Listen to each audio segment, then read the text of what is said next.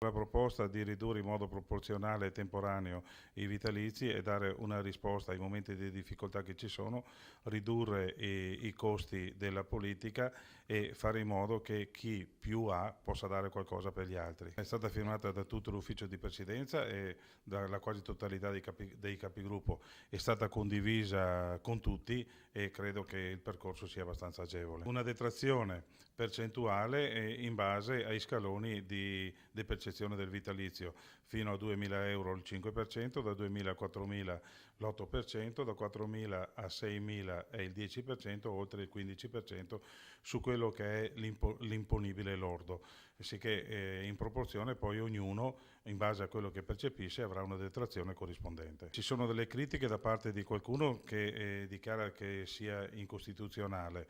Io dico che vige una legge importante che è quella del buonsenso, la quale nei momenti di difficoltà impone a chi ha di più di dare qualcosa per gli altri.